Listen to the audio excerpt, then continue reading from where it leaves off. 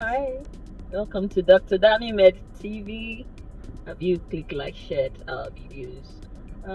This is a review video, and we promise to give unbiased reviews.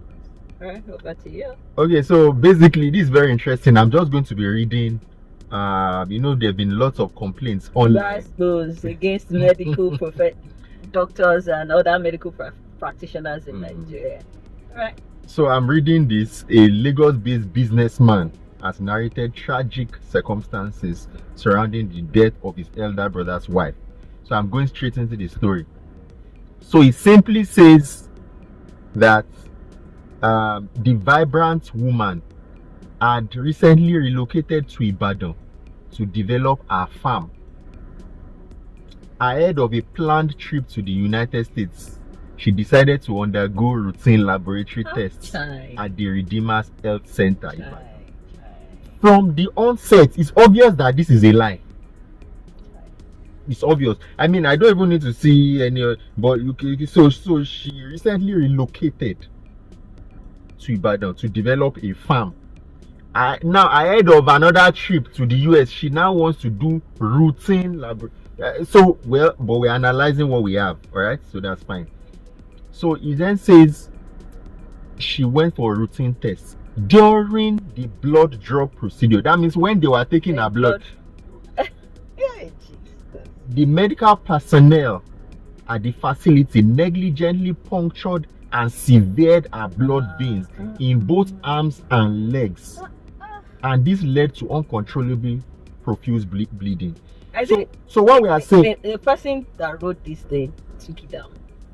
Oh, okay, yeah. But it was too late. It was too late. The media guys had already grabbed it because it makes no sense. Really? You've been to the hospital before. If they want to take your blood sample, they will use one small needle. They will put it here. Take your sample. He now said they severed the veins of the hands and legs. I know many people have been coming out to say, I experienced this too, I experienced that too. But in trying to make people look bad, must we conjure stories? Let me continue. It now says the bleeding was so severe that the t-shirt and trousers she wore to the clinic became completely soaked in blood. I can't even continue. Then it now says her arms and legs were swollen and turned dark blue due to poor circulation.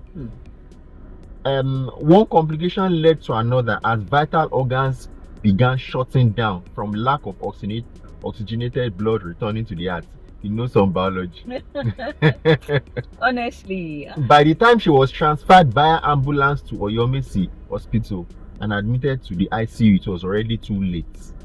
And it was described as administering medicine after death, since the major blood vessels had already been compromised.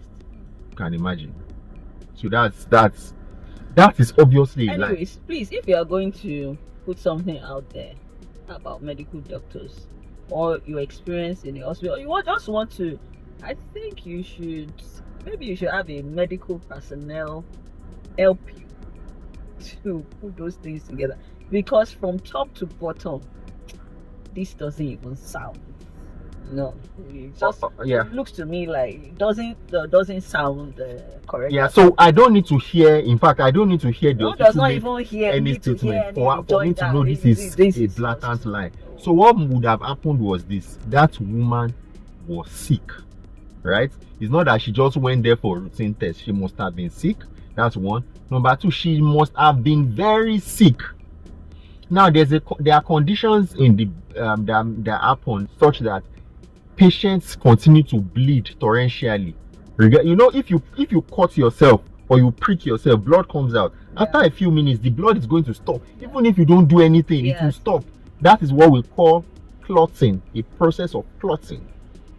But if the patient is very sick and something has happened, conditions that can cause patients to lose the ability of their blood to form clots, and then they start bleeding, so that any small cut, any small puncture, or even without any eating, they start to bleed under the skin, or they start to bleed out if there's a cut. So if that happens and the patient is bleeding uncontrollably, it's not because they went somewhere and they punctured. No, that's not why. So that woman must have been sick.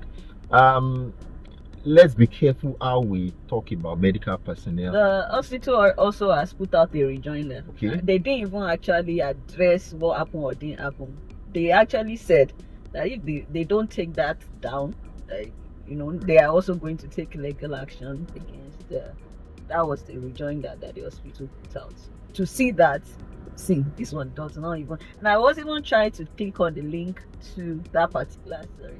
I couldn't get access to it. Probably that's been put down. It would have been taken down. Now let's remember that there are some funny I don't even know to call them hospitals, but there are some funny places where different bad things are done, right? So why don't we focus on those areas? Why do you cook up a story just to discredit a good center? Yeah. You see, complications can happen in the treatment of patients. We've already established that. But it's not every time there's a complication that is due to negligence. Yeah. Let's make so I don't need to cook up stories. Don't add. If you don't know what happened, don't say just say, and before you put I think that discuss with the people that have even managed, hear their opinion. If you still see that there's negligence here, you can now put it out, because it sounds it's too ridiculous. Yeah. All right. The other thing, we made a video talking about communication. Communication sometimes is lacking, which is why people go online and say different kinds of things. Yeah. Maybe they've not.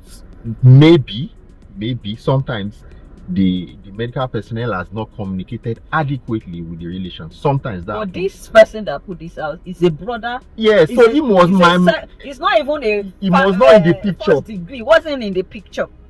So it was probably just mouth to mouth. Yeah. You won't expect the hospital to be communicating to the sister, to every extended member of the family. It's the people in the immediate family that would likely know what is going on.